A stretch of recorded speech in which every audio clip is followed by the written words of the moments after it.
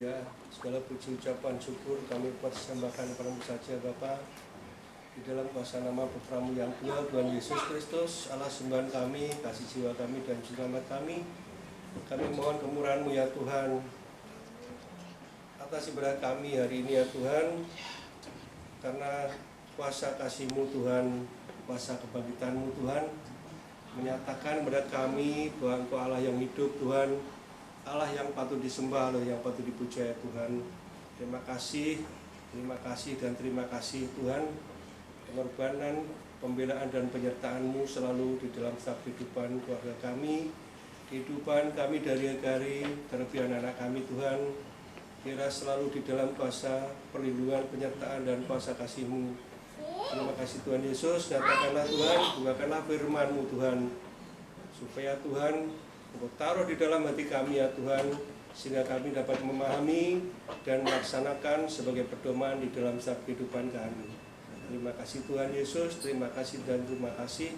Biarlah kuasa nama-Mu saja yang dipuji, dipermuliakan, dirudu sekarang dan sampai selama-lamanya. Dalam kuasa nama-Mu, kami terima Tuhan firman-Mu hari ini, sabda agung-Mu ya Tuhan yang akan dinyatakan, dibukakan oleh hamba-Mu. Di dalam kuasa nama-Mu, di dalam kuasa nama Tuhan Yesus Kristus, kami sudah berdoa dan mengucap syukur. Haleluya, haleluya, haleluya, amin. Silakan duduk. Bersama-sama kita mengikuti pembacaan Matius 26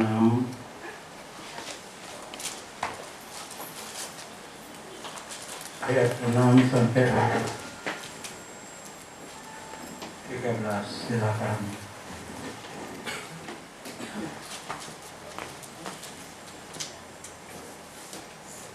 Ketika Yesus berada di Betania, di rumah Simon si kusta, datanglah seorang perempuan kepadanya membawa sebuah buli-buli kualam berisi minyak wangi yang mahal. Minyak itu dicurahkannya ke atas kepala Yesus yang sedang duduk makan. Melihat itu, murid-murid kusta berkata, "Untuk apa pemborosan ini? Sebab minyak itu dapat dijual dengan mahal dan uangnya dapat diberikan kepada orang-orang miskin." Tetapi Yesus mengetahui pikiran mereka, lalu berkata, "Mengapa kamu menyusahkan perempuan ini? Sebab ia telah melakukan sesuatu perbuatan yang baik padaku. Karena orang-orang miskin selalu ada padamu, tetapi aku tidak akan selalu bersama-sama kamu. Sebab dengan mencurahkan minyak itu ke tubuhku, ia membuat suatu persiapan untuk penguburanku. Aku berkata kepadamu, sesungguhnya di mana saja Injil ini diberitakan di seluruh dunia, apa yang dilakukannya ini akan disebut juga untuk Kita lanjutkan ayat 14 sampai 16. Kemudian pergilah seorang dari ke-12 murid itu yang bernama Yudas Iskariot kepada imam-imam kepala. Ia berkata, "Apa yang hendak kamu berikan kepadaku, supaya aku menyerahkan dia kepada kamu?" Mereka membayar 30 uang perak kepadanya. Dan mulai saat itu, ia mencari kesempatan yang baik untuk menyerahkan Yesus. Dua peristiwa yang menubuatkan akhir zaman. Akhir zaman juga akan terjadi. Ada golongan yang mengurapi Yesus, bersyukur pada Tuhan. Ada golongan yang mengkhianati Yesus. Itu akan terjadi pada zaman akhir.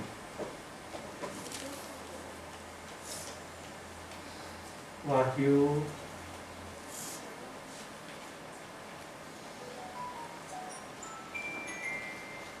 pasal 14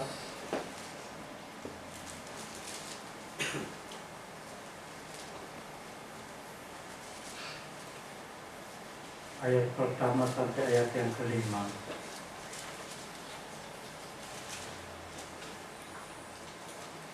Dan aku melihat, sesungguhnya anak domba berdiri di Bukit Sion, dan bersama-sama dengan dia 144.000 orang, dan di dahi mereka tertulis namanya dan nama Bapaknya.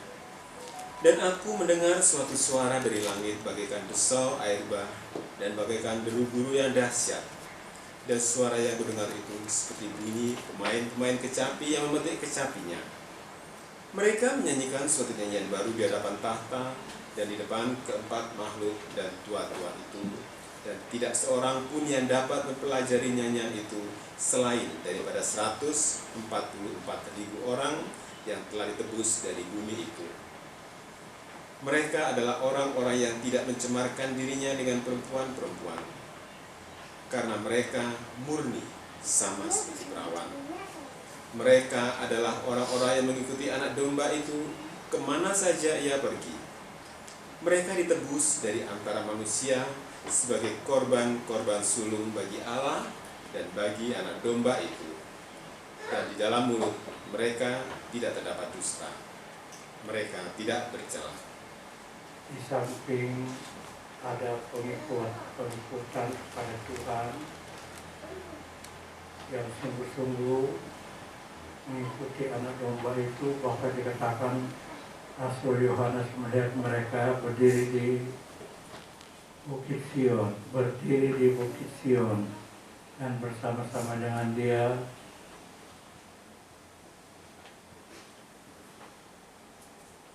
bersama-sama dengan dia 144.000 orang, dan di sana mereka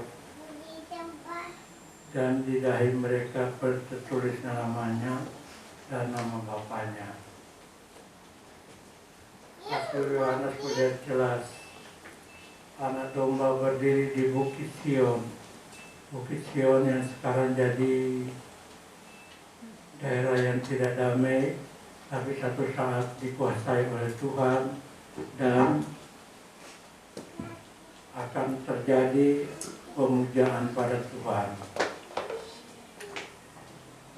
Di lain pihak, seperti 144.000 orang ini menyembah Tuhan, mengasihi Tuhan, tapi ada yang membenci Tuhan, sebagaimana pada Matius 26 di Yudas. Wahyu 13 kita baca ayat pertama sampai ayat 18, dua peristiwa.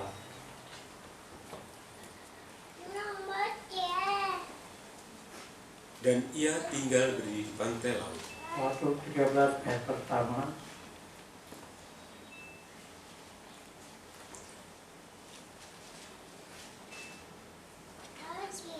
Lalu aku melihat seekor binatang keluar dari dalam laut, bertanduk 10 dan berkepala 7. Di atas tanduk-tanduknya terdapat 10 mahkota, dan pada kepalanya tertulis nama-nama hujat. Binatang yang kulihat itu serupa dengan macan tutul, dan kakinya seperti kaki beruang, dan mulutnya seperti mulut singa. Dan naga itu memberikan kepadanya kekuatan dan tahtanya dan kekuasaannya yang besar. Maka tampaklah kepadaku satu dari kepala-kepalanya seperti kena luka yang membahayakan hidupnya. Tetapi luka yang membahayakan hidupnya itu sembuh. Seluruh dunia heran, lalu mengikuti binatang itu. Dan mereka menyembah naga itu, karena ia memberikan kekuasaan kepada binatang itu. Dan mereka menyembah binatang itu sambil berkata, siapakah yang sama seperti binatang ini? Dan siapakah yang dapat berperang melawan dia? Dan kepada binatang itu diberikan mulut yang penuh kesombongan dan hujat. Kepadanya diberikan juga kuasa untuk melakukannya 42 bulan lamanya. Lalu ia membuka mulutnya untuk menghujat Allah, menghujat namanya dan kemah kediamannya dan semua mereka yang diam di surga. Dan ia diperkenankan untuk berperang melawan orang-orang kudus dan untuk mengalahkan mereka. Dan kepadanya diberikan kuasa atas setiap suku dan umat dan bahasa dan bangsa. Dan semua orang yang diam di atas bumi akan menyembahnya, yaitu setiap orang yang namanya tidak tertulis sejak dunia dijadikan dalam kitab kehidupan dari anak domba yang telah disembelih. Barang siapa bertelinga, hendaklah ia mendengar. Barang siapa ditentukan untuk tawan, ia akan ditawan. Barang siapa ditentukan untuk dibunuh dengan pedang, ia harus dibunuh dengan pedang. Yang penting di sini ialah ketabahan dan iman orang-orang kudus. 11. Dan aku melihat seekor binatang lain keluar dari dalam bumi dan bertanduk dua sama seperti anak domba, dan ia berbicara seperti seekor naga. Dan seluruh kuasa binatang yang pertama itu dijalankannya di depan matanya. Ia menyebabkan seluruh bumi dan semua penghuninya menyembah binatang pertama yang luka parahnya telah sembuh. Dan ia mengadakan tanda-tanda yang dahsyat. Bahkan ia menurunkan api dari langit ke bumi di depan mata semua orang. Ia menyesatkan mereka yang diam di bumi dengan tanda-tanda yang telah diberikan kepadanya untuk dilakukannya di depan mata binatang itu. Dan ia menyuruh mereka yang diam di bumi supaya mereka mendirikan patung untuk menghormati binatang yang luka oleh pedang, namun yang tetap hidup itu. Dan kepadanya diberikan kuasa untuk memberikan nyawa kepada patung binatang itu, sehingga patung binatang itu berbicara juga dan bertindak begitu rupa, sehingga semua orang yang tidak menyembah patung binatang itu dibunuh. Dan ia menyebabkan sehingga kepada semua orang, kecil atau besar, kaya atau miskin, merdeka atau hamba, diberi tanda pada tangan kanannya atau pada dahinya. Dan tidak seorang pun yang dapat membeli atau menjual selain daripada mereka yang memakai tanda itu, yaitu nama binatang itu atau bilangan namanya. Yang penting di sini ialah hikmah. Barang siapa yang bijaksana, baiklah ia menghitung bilangan binatang itu, karena bilangan itu adalah bilangan seorang manusia, dan bilangannya ialah 666. 666 buat tubuh, 6 buat jiwa, 6 buat roh. Jadi ini betul-betul manusia yang dikatakan membangun kekuatan untuk menentang Tuhan. Dia disebut dalam Alkitab lain Dajjal atau Antikris. Di lain pihak, orang berlomba-lomba menyembah Tuhan, ikut Tuhan, tapi di lain pihak juga, sebagaimana tadi, ada golongan yang menjual Tuhan, melawan Tuhan. Antikris dikatakan seekor binatang buas keluar dari dalam laut. Nabi palsu, seekor binatang lain keluar dari dalam bumi, itu nabi palsu. Ayat 11 itu nabi palsu. Ayat 2, ayat 1 itu Antikris dengan pengikut-pengikutnya. Dan jelas dikatakan begitu banyak orang mengikuti Antikris. Dikatakan dan diperkenankan untuk berperang melawan orang-orang kudus dan untuk mengalahkan mereka. Kepadanya diberikan kuasa atas setiap suku dan umat dan bahasa dan bangsa. Tadinya firman Allah katakan tiap suku, tiap bangsa,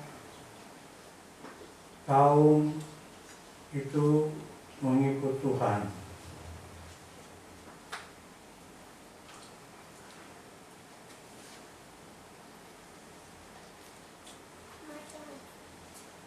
Wahyu pasal 5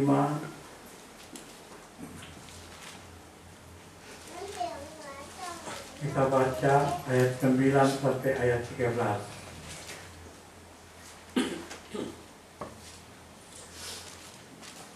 Dan mereka menyanyikan suatu nyanyian baru, katanya. Engkaulah yang menerima gulungan kitab itu dan membuka meterai-meterainya, karena engkau telah disembelih, dan dengan darahmu engkau telah membeli mereka bagi Allah dari tiap-tiap suku dan bahasa dan kaum dan bangsa. Dan engkau telah membuat mereka menjadi suatu kerajaan dan menjadi imam-imam bagi Allah kita, dan mereka akan memerintah sebagai raja di bumi. Maka aku melihat dan mendengar suara banyak malaikat seliling tahta, makhluk-makhluk dan tua-tua itu, Jumlah mereka berlaksa-laksa dan beribu-ribu laksa, katanya dengan suara nyaring. Anak domba yang disembelih itu layak menerima kuasa dan kekayaan dan hikmat, dan kekuatan dan hormat dan kemuliaan dan puji-pujian. Dan aku mendengar semua makhluk yang di surga dan yang di bumi, dan yang di bawah bumi dan yang di laut, dan semua yang ada di dalamnya berkata, bagi Dia yang duduk di atas tahta, dan bagi anak domba adalah puji-pujian dan hormat dan kemuliaan dan kuasa sampai selama-lamanya. Dan keempat makhluk itu berkata, amin. Dan tua-tua itu jatuh tersungkur dan menyembah. Peristiwa yang terjadi di dalam kemuliaan, kumpulan orang-orang dikatakan tersungkurlah keempat makhluk dan keempat 24 tua-tua dan di hadapan anak domba itu, masing-masing memegang satu kecapi dan satu cawan emas penuh dengan kemenyan. Itulah doa orang kudus. Dan mereka menyanyikan satu nyanyian baru. Mereka memuja anak domba sebab mereka dikatakan telah ditebus. Dikatakan mereka meterainya karena engkau telah disembelih dan dengan darahmu engkau telah membeli kami bagi Allah dan bagi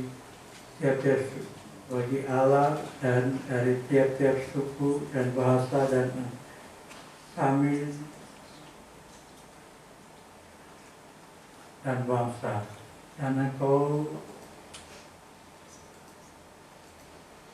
telah membuat kami menjadi suatu kerajaan dan menjadi imam-imam bagi Allah dan Raja, dan mereka akan memenangkan sebagai raja di bumi. Peristiwa yang terjadi pada Matius 26, seorang perempuan mengurapi Yesus. Ini berbuat dari kehidupan yang mengasihi, kehidupan yang menyembah Tuhan. Pada zaman akhir tadi kita sudah baca ada dua golongan, golongan yang menyembah Tuhan dan golongan yang melawan Tuhan. Golongan yang melawan Tuhan juga menguasai, dikatakan menguasai semua orang yang diam di atas bumi akan menyembahnya. Semua pada ayat 8 Wahyu 13 dikatakan, dan semua yang diam di atas bumi akan menyembahnya. yakni semua orang yang namanya tidak tertulis dalam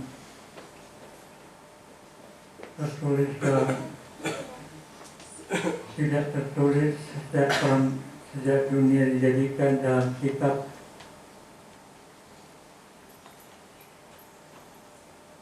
kehidupan dari anak domba yang telah disembelih. Jadi lain pihak menyembah Tuhan, yang lain pihak menyangkal Tuhan. Memang itu akan terjadi pada zaman akhir. Dan mungkin sekarang sudah berjalan.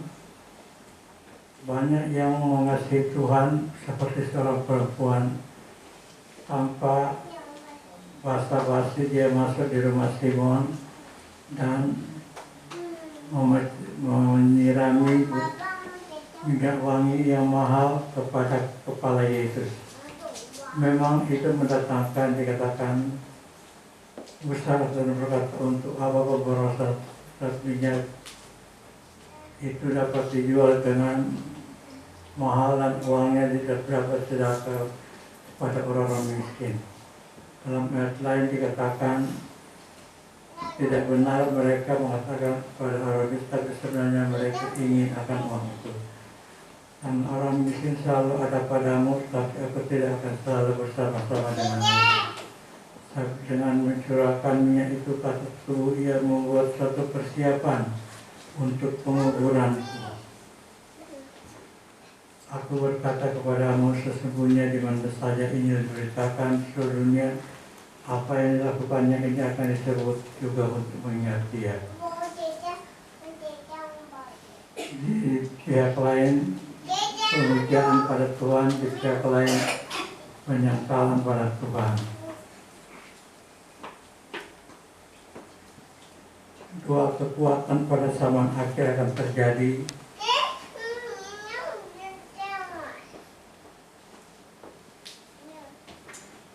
Dalam kitab Wahyu dikatakan, Wahyu 13 dikatakan, dan naga itu memberikan kepadanya kekuatannya dan tahtanya dan kekuasaannya yang besar. Ayat 2 Wahyu 13. Tetapi sebenarnya naga itu sudah kalah pada Wahyu 12. Naga itu telah dikalahkan. Wahyu 12 ayat 7 sampai ayat 9 kita baca.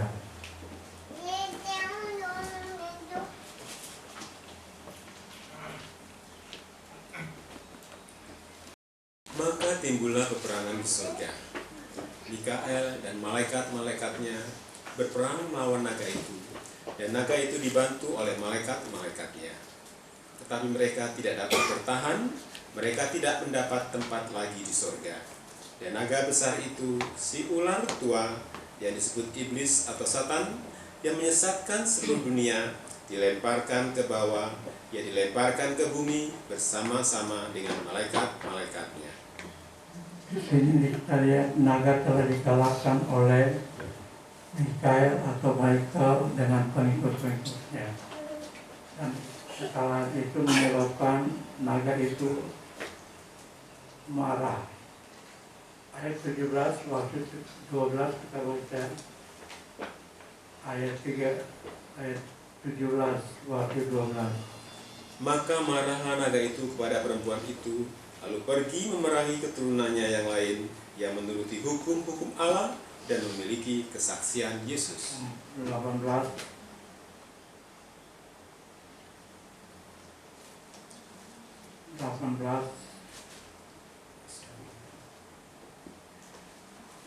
Ia tinggal berdiri di pantai laut.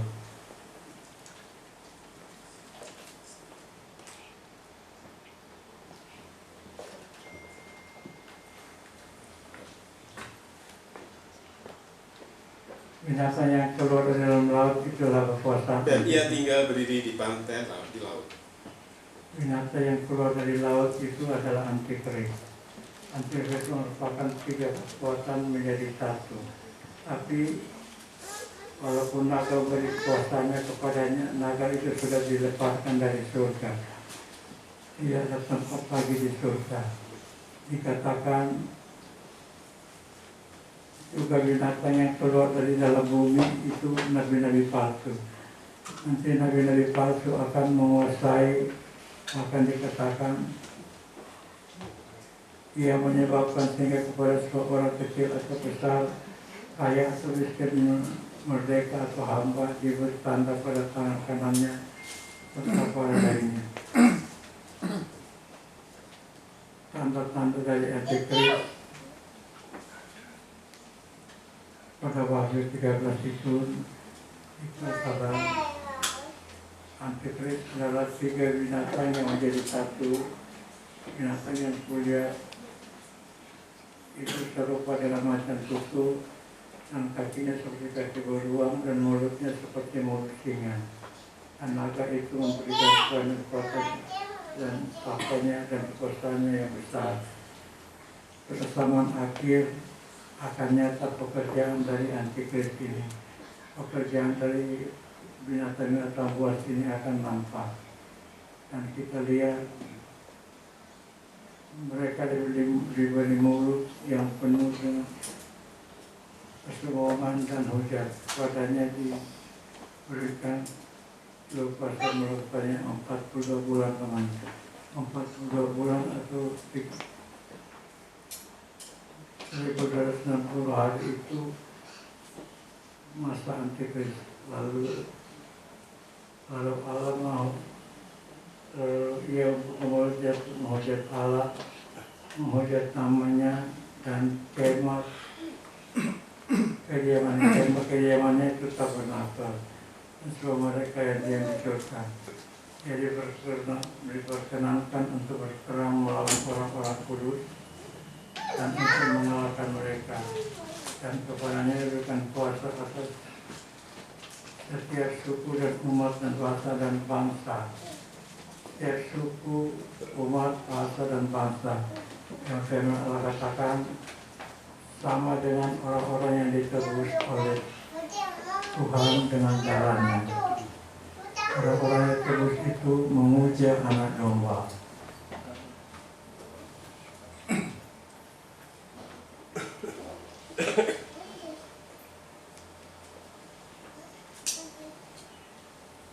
Pada Wahyu pasal 4 kita lihat pemujaan kepada Tuhan.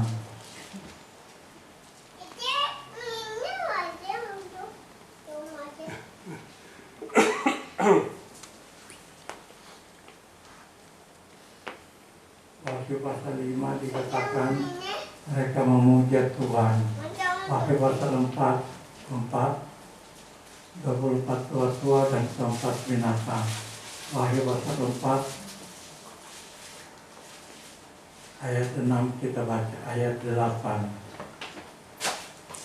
Dan keempat makhluk itu masing-masing bersayap 6 sekelilingnya, dan di sebelah dalamnya penuh dengan mata, dan dengan tidak berhenti-hentinya mereka berseru siang dan malam, Kudus, kudus, kuduslah Tuhan Allah yang Maha Kuasa, yang sudah ada dan yang ada dan akan datang. Ayat 9. Dan setiap kali makhluk-makhluk itu mempersembahkan puji-pujian dan hormat dan ucapan syukur kepada Dia yang duduk di atas tahta itu dan yang hidup sampai selama-lamanya. 10. Maka tersungkurlah ke-24 tua-tua itu di hadapan Dia yang duduk di atas tahta itu, dan mereka menyembah Dia yang hidup sampai selama-lamanya. Dan mereka melemparkan mahkotanya di hadapan tahta itu sambil berkata, Ya Tuhan dan Allah kami, Engkau layak menerima puji-pujian dan hormat dan kuasa, sebab Engkau telah menciptakan segala sesuatu, dan oleh karena kehendak-Mu semuanya itu ada dan diciptakan. Rasul Yohanes melihat pemujaan kepada anak domba itu. Pada Wahyu pasal 5 itu. Wahyu 14 menunjukkan pengikutan kepada anak domba. Pada zaman akhir ini akan terjadi apa yang dikatakan dalam kitab Wahyu. Kitab Wahyu adalah kegenapan dari satu kejadian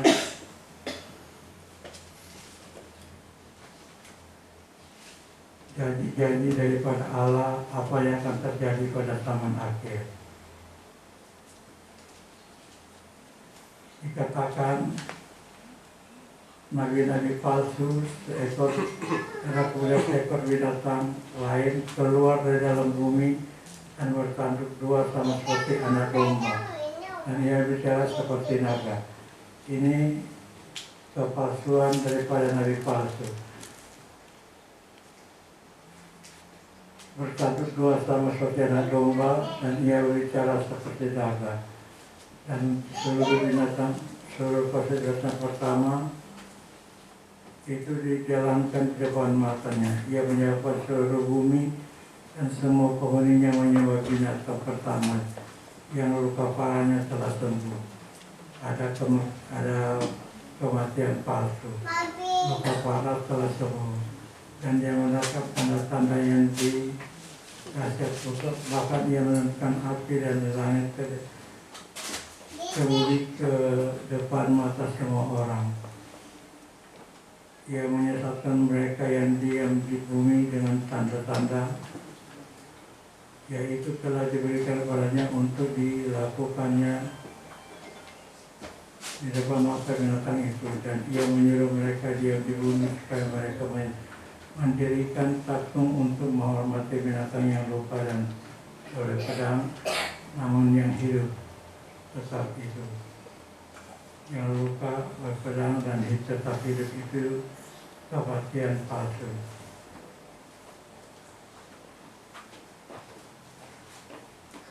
Apa yang terjadi pada Matius 1:26 itu nubuatan mengenai zaman akhir. Ada pengkhianatan, ada pengurapan. Pengurapan itu tanpa peduli mempersembahkan minyak mahal. Dalam bahasa lain dikatakan minyak narwastu. Minyak itu dapat dijual dengan mahal dan uangnya dapat diberikan kepada orang miskin. Jadi sebagai pikiran mereka berkata, mengapa kamu menyusahkan perempuan ini? Tapi ia telah melakukan satu perbuatan yang baik padaku. Pada zaman akhir juga Tuhan akan jelas-jelas membela anak-anak yang menyembah Dia, yang melakukan segala sesuatu memuji Dia. Akan dikatakan mengorbankan segala perkara untuk Tuhan. Ia membuat satu percaya untuk penguburan.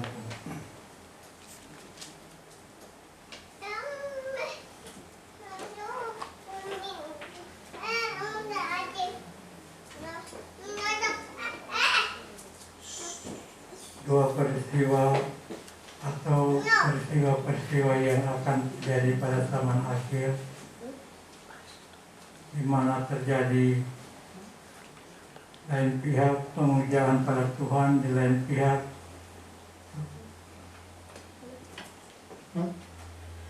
menentang Tuhan.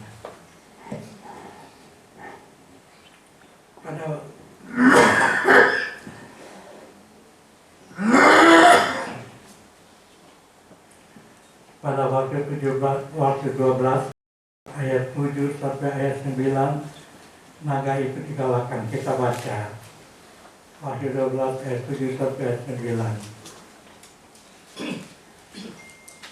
Maka timbullah peperangan di surga.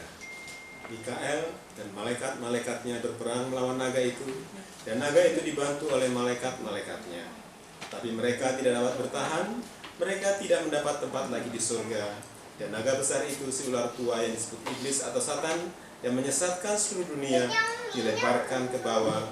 Ia dilemparkan ke bumi bersama-sama dengan malaikat-malaikatnya. Naga, dikatakan naga besar itu si ular tua, iblis yang ada di Firdaus. Iblis itu juga yang nanti akan menyesatkan seluruh bumi. Kemudian dikatakan naga dan pengikut-pengikutnya, malaikat-malaikatnya. Ini malaikat-malaikat yang turut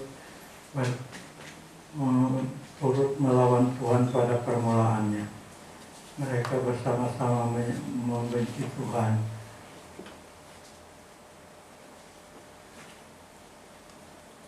Naga itu kemudian dikatakan dia memburu perempuan itu. Ayat 13 Wahyu 12 13 Dan ketika naga itu sadar bahwa ia telah dilemparkan di atas bumi, ia memburu perempuan yang melahirkan anak laki-laki itu. Kepada perempuan itu diberikan kedua sayap dari burung nasar yang besar, supaya ia terbang ke tempatnya di padang gurun, di mana ia dipelihara jauh dari tempat ular itu selama 1 masa dan 2 masa dan setengah masa. Lalu ular itu menyemburkan dari mulutnya air sebesar sungai ke arah perempuan itu, supaya ia dihanyutkan sungai itu. Tetapi bumi datang menolong perempuan itu. Ia membuka mulutnya dan menelan sungai yang disemburkan naga dari mulutnya. Maka marah naga itu kepada perempuan itu, lalu pergi memerangi keturunannya yang lain yang menuruti hukum-hukum Allah dan memiliki kesaksian Yesus. Ini amarah daripada iblis naga itu. Kemudian dia menyerang, dikatakan yang menyerang perempuan yang melahirkan anak itu. Perempuan yang melahirkan anak itu kemudian dikatakan dia dipelihara di perempuan itu lari kepada gurun di mana telah disediakan sebagai tempat baginya oleh Allah, supaya ia dipelihara di situ 1440 260 hari lamanya atau 3,5 tahun masa antikris. Perempuan itu dipelihara di padang gurun. Padang gurun itu di bumi tapi tidak tahu di mana. Begitu tersembunyinya sehingga naga itu sendiri tidak tahu jauh, tidak melihatnya di mana. Perempuan itu lari ke padang gurun di mana telah disediakan suatu tempat baginya oleh Allah. Mereka sudah dipelihara di situ 1.260 hari lamanya atau 3,5 tahun. Peristiwa yang terjadi pada Matius 26 itu merupakan nubuatan yang nanti akan terjadi, di mana kebencian pada Tuhan memuncak, tetapi di lain pihak pemujaan pada Tuhan juga tampak ragu-ragu seperti dilakukan oleh perempuan itu. Tidak peduli dengan perkataan murid-murid, tidak peduli dengan pandangan Simon atau apa, perempuan itu punya satu tekad, yaitu menyiram minyak kepada kepala Yesus, dan itu merupakan pemujaan pada Tuhan sebagai kepala, karena orang-orang miskin selalu padamu. Perempuan itu dikatakan sebab dengan mencurahkan minyak itu ke tubuhku, ia membuat satu persiapan untuk penguburan. Di lain pihak, golongan lain yaitu Yudas menjual Yesus, mengkhianati Tuhan. Tapi akhirnya Yudas mati karena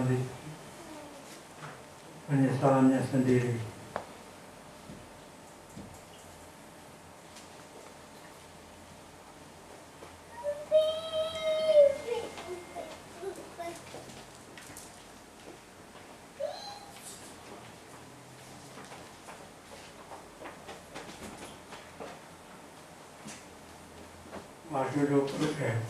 Matius 27, Matius 28 maksud saya. Matius 28 ayat pertama sampai ayat 10. Matius 28 ayat pertama sampai ayat 10. Setelah hari Sabat lewat, menjelang menyingsing fajar pada hari pertama minggu itu, pergilah Maria Magdalena dan Maria yang lain menengok kubur itu. Maka terjadilah gempa bumi yang hebat, sebab seorang malaikat Tuhan turun dari langit dan datang ke batu itu dan menggulingkannya, lalu duduk di atasnya. Wajahnya bagaikan kilat dan pakaiannya putih bagaikan salju. Dan penjaga-penjaga itu gentar ketakutan dan menjadi seperti orang-orang mati. Akan tetapi malaikat itu berkata kepada perempuan-perempuan itu, "Janganlah kamu takut, sebab aku tahu kamu mencari Yesus yang disalibkan itu. Ia tidak ada di sini, sebab ia telah bangkit. Sama seperti yang telah dikatakannya, mari, lihat tempat ia berbaring. Dan segeralah pergi dan katakanlah kepada murid-muridnya bahwa ia telah bangkit dari antara orang mati. Ia mendahului kamu di Galilea. Di sana kamu akan melihat dia. Sesungguhnya aku telah mengatakannya kepadamu." Mereka segera pergi dari kubur itu dengan takut dan dengan sukacita yang besar dan berlari cepat-cepat untuk memberitahukannya kepada murid-murid Yesus. Tiba-tiba Yesus berjumpa dengan mereka dan berkata, "Salam bagimu." Mereka mendekatinya dan memeluk kakinya serta menyembahnya. Maka kata Yesus kepada mereka, "Jangan takut. Pergi dan katakanlah kepada saudara-saudaraku supaya mereka pergi ke Galilea, dan di sana mereka akan melihat aku." Kebangkitan Tuhan merupakan perkara yang ajaib, perkara yang nyata. Tidak bisa disangkal Tuhan bangkit. Ini adalah berita kebenaran yang kemudian mau dipalsukan oleh para imam-imam, para agama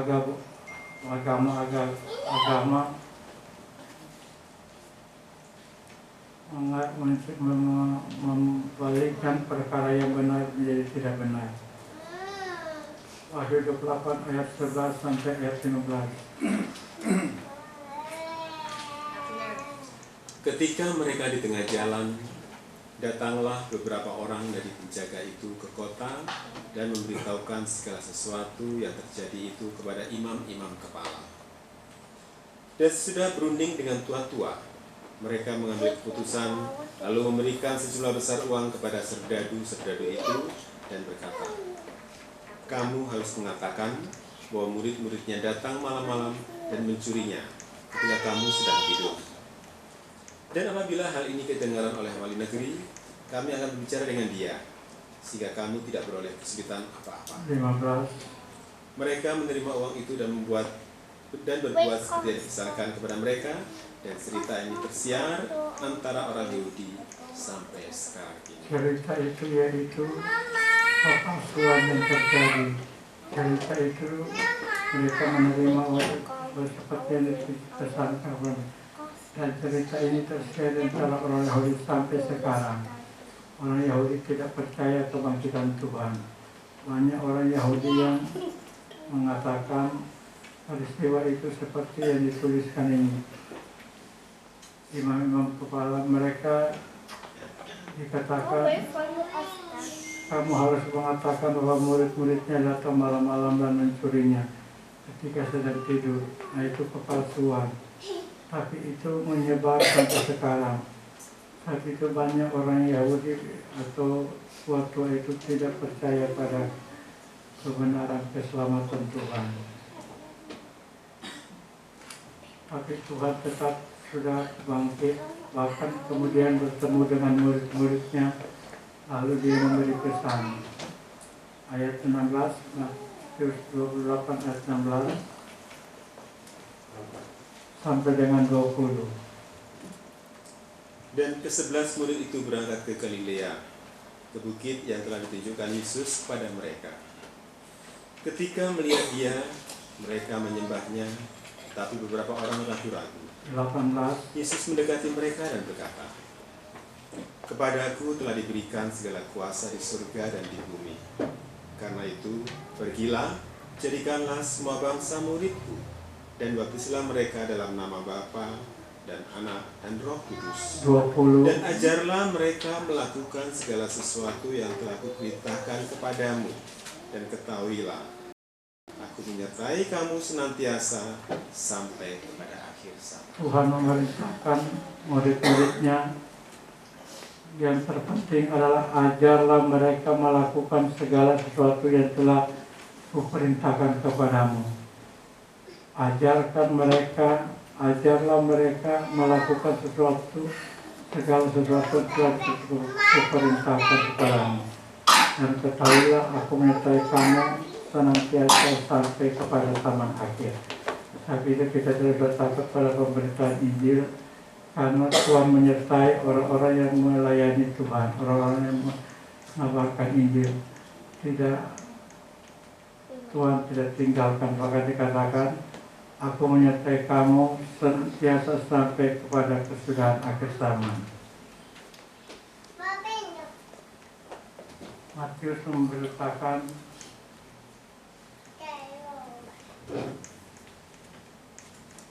saat Yesus diurapi, saat itu terjadi pengkhianatan. Dua kekuatan yang bekerja bersama-sama. Pertama, pemujaan pada Tuhan. Kedua, pemujaan kepada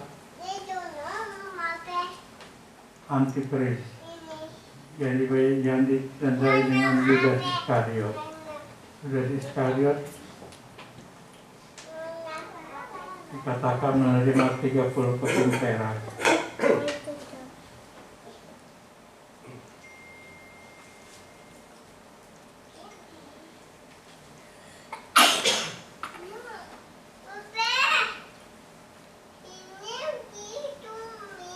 Begitu kuat orang-orang Farisi ahli Taurat itu, begitu kuat sampai mereka berani mendustai, memutarbalikkan perkara yang benar. Yang benar adalah Yesus telah dibangkitkan. Rasul Paulus berkata pada Korintus, yang pertama yang pasti Tuhan Yesus sudah dibangkitkan.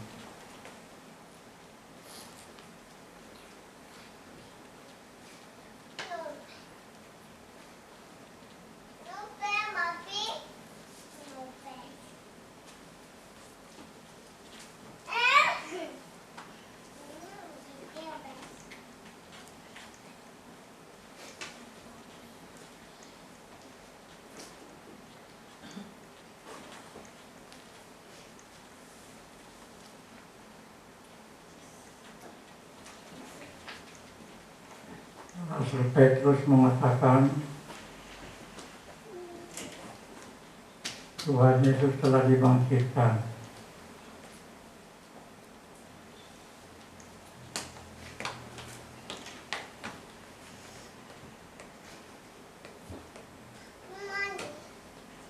Kita baca surat Petrus ayat kedua, pasal pertama ayat 16 sampai ayat 20. Nubuat tentang kemuliaan Kristus telah digenapi.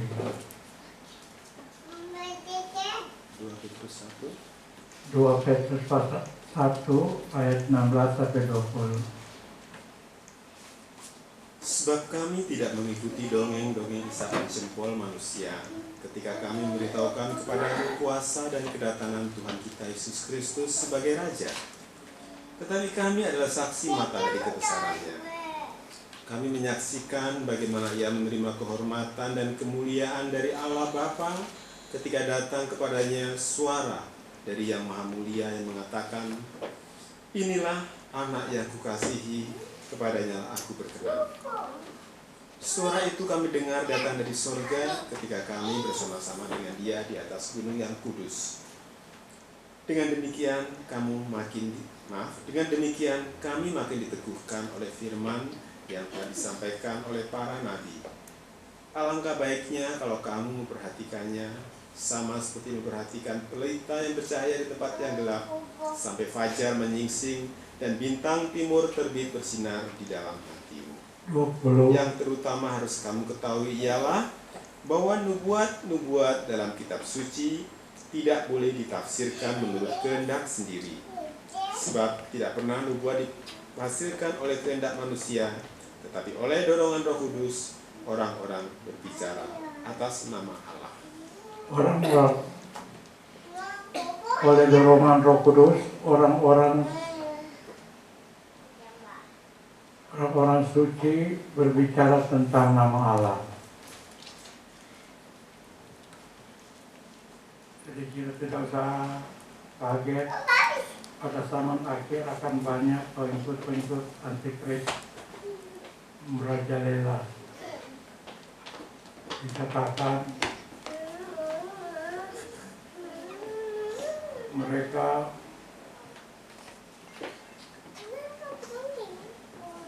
tidak percaya pada kebangkitan Tuhan. Dalam Matius 28 kita baca kebangkitan Tuhan ayat pertama sampai ayat 10. Matius 28. Setelah hari Sabat lewat menjelang menyingsing fajar pada hari pertama minggu itu, pergilah Maria Magdalena dan Maria yang lain menengok kubur itu. Maka terjadilah gempa bumi yang hebat, sebab seorang malaikat Tuhan turun dari langit dan datang ke batu itu dan menggulingkannya, lalu duduk di atasnya. Wajahnya bagaikan kilat dan pakaiannya putih bagaikan salju. Dan penjaga-penjaga itu gentar ketakutan dan menjadi seperti orang-orang mati. Akan tetapi malaikat itu berkata kepada perempuan-perempuan itu, "Jangan kamu takut, sebab aku tahu kamu mencari Yesus yang disalibkan itu. Ia tidak ada di sini, sebab ia telah bangkit. Sama seperti yang telah dikatakannya, mari, lihatlah tempat ia berbaring. Dan segeralah pergi dan katakanlah kepada murid-muridnya bahwa ia telah bangkit dari antara orang mati. Ia mendahului kamu ke Galilea, di sana kamu akan melihat dia. Sesungguhnya aku telah mengatakannya kepadamu." Mereka segera pergi dari kubur itu dengan takut dan dengan sukacita yang besar dan berlari cepat-cepat untuk memberitahukannya kepada murid-murid Yesus. Yesus telah bangkit, sekalipun ada dusta dari Mahkamah Agama menyebarkan perkara yang tidak benar, dusta, tapi Tuhan tetap dalam kebangkitannya. Paskah adalah kebangkitan Tuhan. Kebangkitan yang firman Allah katakan, Yesus terangkat ke surga dan Dia akan kembali sama seperti terangkat. Kisah Para Rasul 1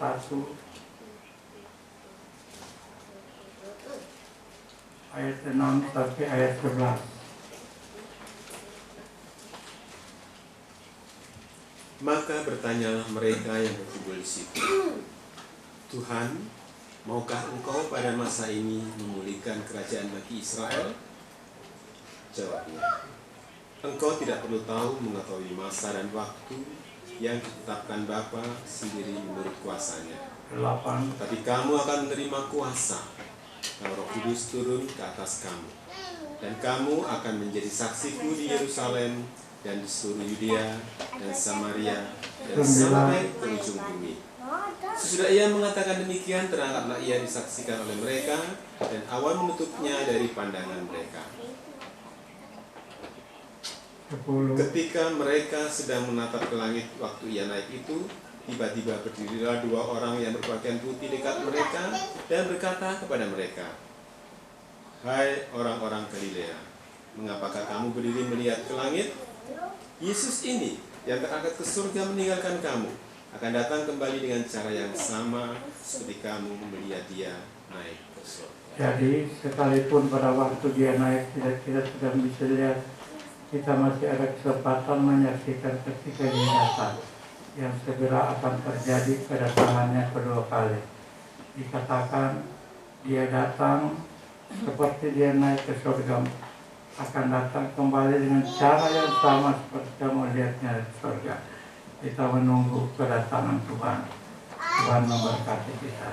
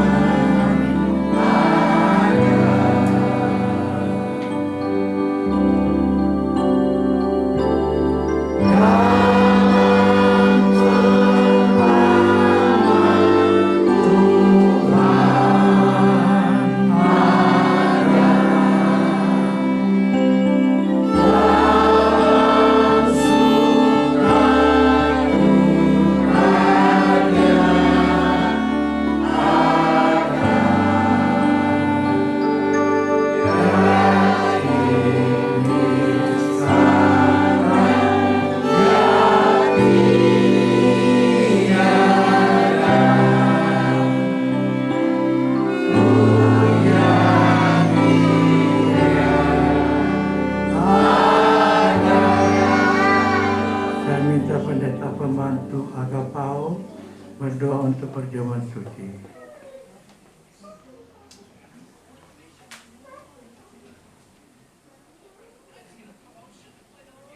Bapa yang bertakhta dalam kerajaan surga, kami mengucap syukur Tuhan atas hari ini Tuhan yang mengingatkan kami atas kebangkitan anak-Mu Tuhan Yesus Kristus Tuhan yang telah mati menebus dosa kami semua Tuhan.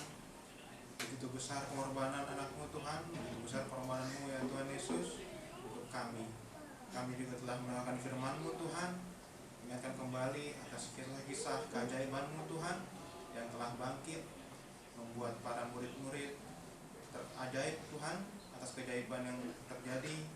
Biarlah Tuhan Kau juga mengingatkan kami bahwa kebangkitan-Mu adalah untuk bagi diri kami Tuhan yang akan nanti datang kembali, dan kami nantikan Tuhan sebagaimana firman-Mu katakan akan datang sebagaimana naik Engkau telah naik ke surga. Terima kasih Bapa, di hadapan kami sudah ada Tuhan tubuh dan darah-Mu. Biarlah Tuhan Kau berkati, Kau sucikan, Kau siapkan hati dan pikiran kami dan diri kami Tuhan untuk menerima tubuh dan darah-Mu. Terima kasih Bapa, hanya di dalam nama anak-Mu saja Tuhan Yesus Kristus kami telah berdoa dan mengucap syukur. Haleluya, amin. Ku senang melayani Kristus.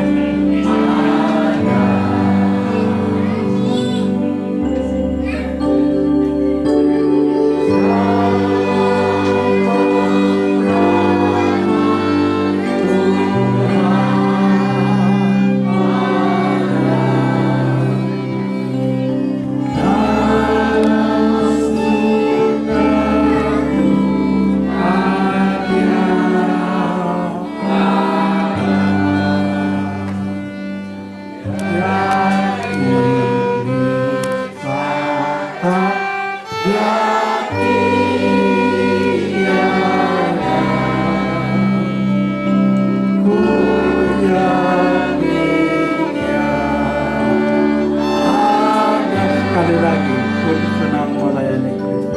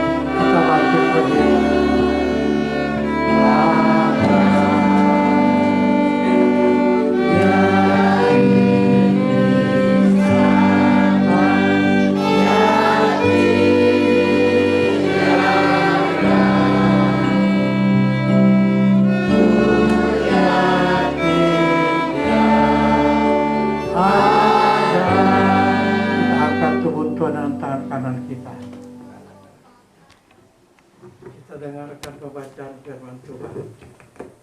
Sebab apa yang telah kuteruskan kepadamu telah kuterima dari Tuhan, yaitu Bapa Tuhan Yesus pada malam waktu ia diserahkan mengambil roti, dan sesudah itu ia mengucap syukur atasnya, ia memecah-mecahkannya dan berkata, inilah tubuhku yang diserahkan bagi kamu, perbuatlah ini menjadi peringatan akan aku. Kita makan tubuh Tuhan dalam nama Tuhan Yesus Kristus.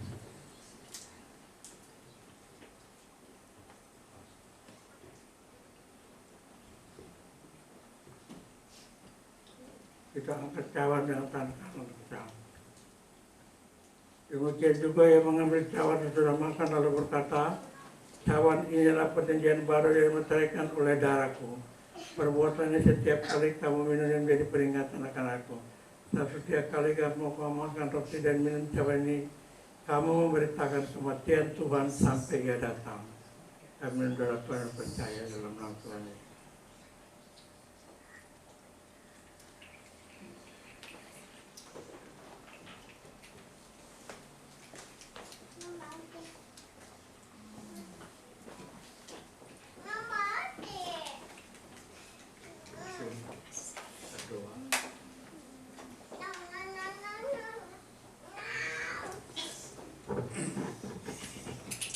Haleluya.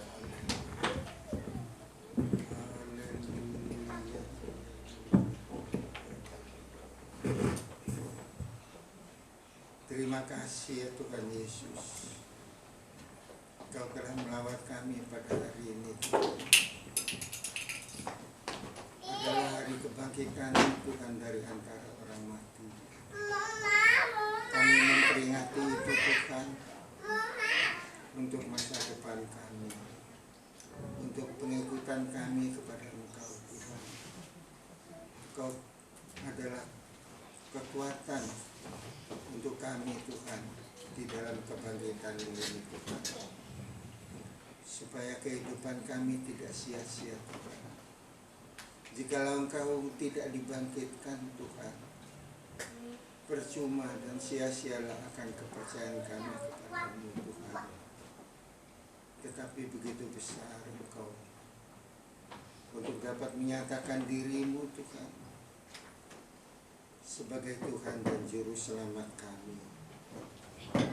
Di dalam kitab Wahyu mengatakan, ya Tuhan dan Allah kami, Engkau layak menerima puji-pujian dan hormat dan kuasa, sebab Engkau telah menciptakan segala sesuatu, dan oleh karena kehendak-Mu semua itu telah ada dan diciptakan. Terima kasih ya Tuhan, terima kasih. Terima kasih ya Tuhan, begitu kuat firman-Mu Tuhan. Dan setelah Engkau bangkit dan Engkau akan menaikkan dirimu ke surga, Engkau ada pesan agung kepada kami, kepada manusia Tuhan. Mengatakan, karena itu pergilah, jadilah kan semua bangsa muridku, dan baptisilah mereka dalam nama Bapa dan Anak dan Roh Kudus, dan ajarlah mereka melakukan segala sesuatu yang telah kuperintahkan kepadamu, dan ketahuilah, aku menyertai kamu senantiasa sampai kepada akhir zaman. Terima kasih. Sekarang tugas kami sebelum kedatangan-Mu Tuhan akan memberitakan Injil, kabar baik Tuhan, kepada orang-orang yang belum percaya kepada-Mu Tuhan. Berilah kami kuasa-Mu Tuhan untuk melakukannya Tuhan. Terima kasih Tuhan, terima kasih. Kau telah memakai hamba-Mu Bapak dalam kami Tuhan, untuk lebih mengetahui akan firman-Mu dan kami lakukan Tuhan. Terima kasih penyertaan-Mu kepada hamba-Mu ini ya Tuhan. Oleh karena itu Kau berkati hidupnya, menjaga kesehatannya, untuk senantiasa dapat melayani pekerjaan-Mu ya Tuhan. Kau juga menjauhkan kami dari segala yang tidak kami inginkan Tuhan. Biarlah dalam sisa-sisa hidup kami ini Tuhan, untuk menyongsong kedatangan-Mu Tuhan, Maranatha. Terima kasih Tuhan, terima kasih. Hanya di dalam nama Tuhan Yesus Kristus kami panjatkan doa kami serta ucapan syukur. Haleluya, amin. Amin. Silakan duduk.